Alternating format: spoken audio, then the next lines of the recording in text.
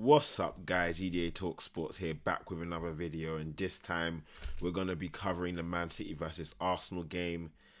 And guys, what a game. Two of the top teams in the country clashing once again. First time since Arsenal and Man City played that 0-0 draw last season. Many people were of the opinion that Arsenal should have essentially given more in that game, gone forward a little bit more. Whether it was a 0-0 draw, which left Arsenal with the opportunity to still win the Premier League, kept the door open for Man City as well.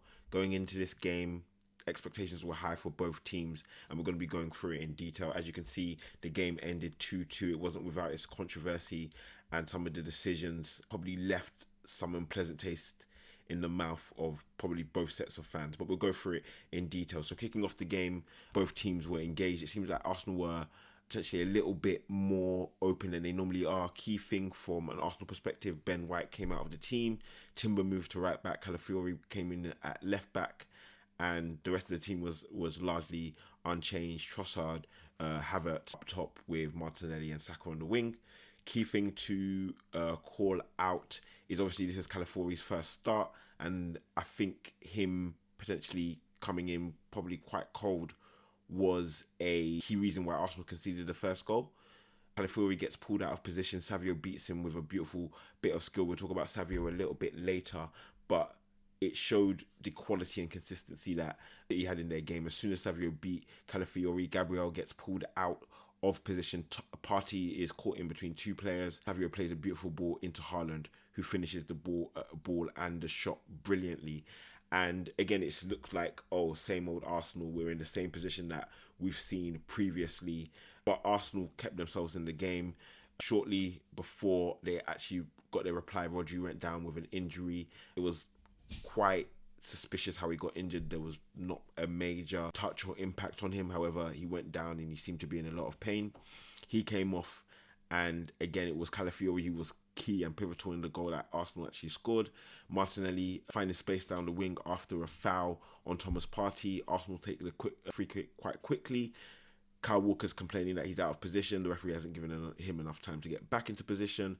Martinelli cuts the ball back, and it's an absolutely brilliant finish by Calafiori, showing his quality and why Mikel brought him into the team, because there was a lot of apprehension in terms of you taking out Ben White, one of our most consistent players over a long period of time, and you brought in Calafiori, who hasn't had much game time exposure, and he was culpable apart for that first goal, but he came back and responded brilliantly. And for the rest of the first half, it was competitive. Both teams had chances. Both teams were looking to find a way to break down the opposition. Man City had more of the ball, as you would expect, being at home. As we entered into the latter stages, Arsenal were gaining a little bit more dominance, a little bit more structure within the game of their play. They were getting the ball back, keeping it, recycling it, and they had a couple of moments before the Gabriel goal where they had a header that should have gone in, and Man City didn't learn from the mistakes. Ederson was getting crowded. Gabriel was getting a running start and a running jump, and this time they put Walker on him. Walker was playing dark hearts, essentially, in Gabriel as he's getting ready to make his run, trying to knock him off path of stream. It didn't work. Gabriel literally moved him to the side, got up, won the ball, buried the ball in the back of the net, 2-1 Arsenal, and it was an impressive comeback from Arsenal. They showed composure and commitment through that fight back, and it looked like they were in the ascendancy. Obviously, there was a lot of football to be played in the second half, but they looked like they were in the ascendancy up until Leandro Trossard gets sent off. So he's already collected a yellow card for a foul on Savio, pulling him back and trying to potentially stop the play. That yellow card, I don't think any or many would have a problem with that. I think the second one is where there is a potential problem. Now, watching the game, I thought, oh, Leandro's been sent off for challenging Bernardo Silva in the air for the ball, which I thought, again, was a bit harsh. However, he's on a yellow card. He has to be culpable and he has to be understanding of the position he's in. So I wasn't letting him off. It was only after the fact that I realised that Michael Oliver gave him that yellow card for kicking the ball away or delaying the restart, which is absolutely ridiculous. If he had given it for the foul on Bernardo, I would have probably understood that a little bit more. But to give it for kicking the ball away when you've just blown the whistle, Leandro Trossard is not really even gaining an advantage from kicking the ball away, because Man City are just going to collect the ball and probably deliver a free kick into the box or take a shot, for example. They're not taking a quick free kick. So that second yellow card to me seems unnecessary. and it highlighted the lack of consistency in these games. Michael Oliver is the same referee who last year at home, when Arsenal were at home with Man City, Kovacic delivered a series of really, really poor tackles, fouls, and he wasn't sent off. A multitude of them, some which were clear red card tackles. Nothing happened. We were told by Howard Webb, oh, we don't want to disrupt the flow of the game and how the game is going to be officiated, blah. We get to this game and he's taking that decision upon himself, not for the foul, but for kicking the ball away. And he did it consistently throughout the game for Arsenal players, which to me was an absolute joke, if I'm being honest with you. He gave Trossard his marching off orders and it was off. Arsenal had to regroup in the second half, and that's what they did. Saka coming off, Ben White coming off on, essentially went to essentially like a five at the back and packed the midfield as much as they could. And so with that being in action, Man City weren't, in my opinion, and being honest, they weren't really that threatening in the second half. They were looking to play around Arsenal, play through Arsenal, and it wasn't happening. They needed to go down the wings. They needed a creative spark from Savio or Doku, and it wasn't coming when they needed it to come. And so they made a whole host of changes, bringing on Phil Foden, John Stones, Jack Grealish. And I think it was actually the change and the introduction of Jack Grealish which caused Arsenal the most problems out of all of them. But again, defensively solid for majority of it. I would say, I wouldn't really even call it hanging on. They were defensively sound. I City weren't really even peppering the actual goal. They were struggling to actually get shots off. And that was really what looked like Arsenal were going to get the victory until the last moments of the game. Arsenal were under pressure, gave away a series of corners. Ben White struggling with Jack Grealish in the latter stages of the game, and a scramble in the box falls to John Stones, who scores. Man City celebrate the draw, the same draw that they were criticising Arsenal for celebrating last time. Obviously different circumstances, however, I really don't have too much to say about that, because again, why is it a negative thing to be celebrating a point against one of your biggest rivals, for Man City or for Arsenal? It's a non-statement, it's a non-discussion for me. City, I think, good on them for finding the breakthrough.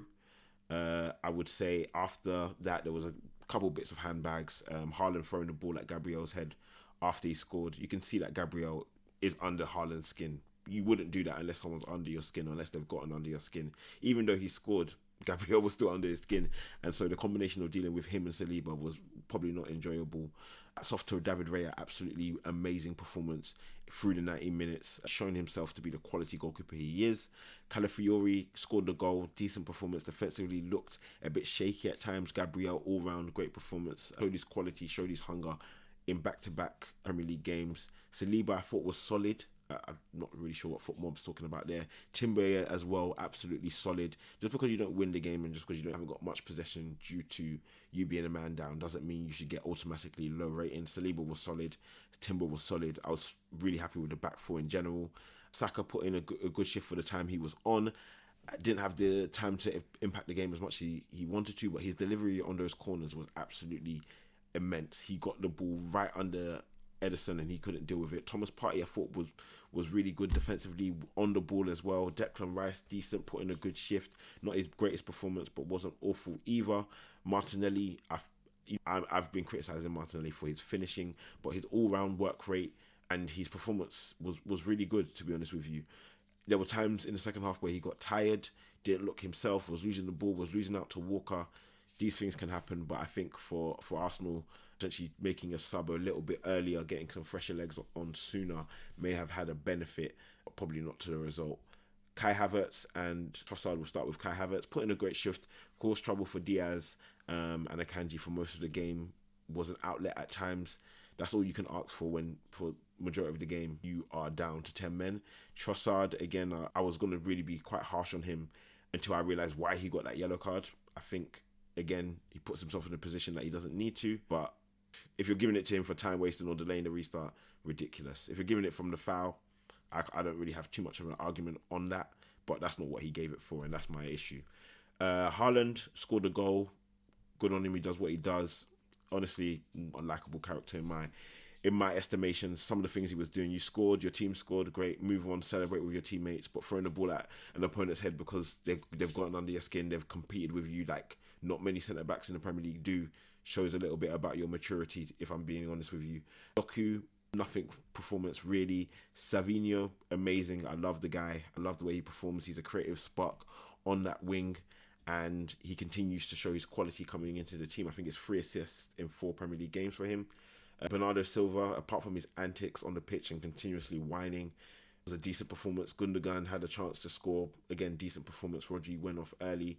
The back four for Man City had a decent performance. Kyle Walker was culpable to a degree for that goal, that first goal that Arsenal scored. Ederson didn't have his best performance either. But overall, a great game, one that would have entertained the second half. Due to that red card was a bit dreary for a general fan. Arsenal defending throughout the whole of the half. City not doing much to threaten the goal either. But again, it was an ending which will be remembered for sure. I think from an Arsenal perspective, they regroup. They understand the benefits of actually getting something from this game and hold on to that, because when they run this back at the Emirates, they should be getting all 3 points. They should be getting all 3 points. You look at Man City, they're going to be happy with their draw. They should be, because they were struggling in that second half to break through Arsenal's defence. Looking at the substitutions, Kovacic came on, put in a decent shift. Again, him, Diaz, whoever else, Akanji in the middle, weren't really doing anything with the ball. They were just knocking it side to side, getting shots blocked. Wasn't overly impressive. Phil Foden, nothing performance. He was someone I thought would be immense for his ball striking. Didn't even really get off any monumental shots. John Stones obviously got the goal. Jack Grealish, I thought, was actually quite impressive, to be honest with you. Just was good at, especially with Ben White, just getting him off balance, causing problems from that side. If you're, again, putting a shift, we didn't get to see much from him. Gabriel Jesus, I've got to give my hats off to him. He was really impressive as well. His work rate, unfortunate that he got booked, to be honest with you, but his work rate was impressive, and I think we're going to need to see more of that on the wing from Jesus if he's going to stay in the team. Miles Lewis-Skelly got booked while he wasn't even on the pitch. Unfortunate for him, but put in a good shift for the time that he was on. And I think from an Arsenal perspective, it's just about regrouping, going back better than ever. I think from the referee perspective, awful performance. I try and stay away from that kind of commentary, but I think he wasn't good. And there was an agenda for Arsenal in terms of time wasting when players have played near off 90 minutes, going down with cramp, having issues with that. Fair enough. But yeah, I think this game has shown that Arsenal and Man City will continuously have battles. I think they don't like each other. I think that's coming to the surface now more than ever. And I think this result was one which Arsenal would have liked to win. But I think the essence of the performance should give them much confidence as they go through the rest of the season. That's been my review, guys. Make sure to leave your likes, subscribe, comment as well. I want to hear your opinions on the game, what you thought of some of the key decisions that were made during the game, the Trossard red card, Stones goal, whatever you may think. Make sure to leave a comment, and I will catch you guys soon. Peace.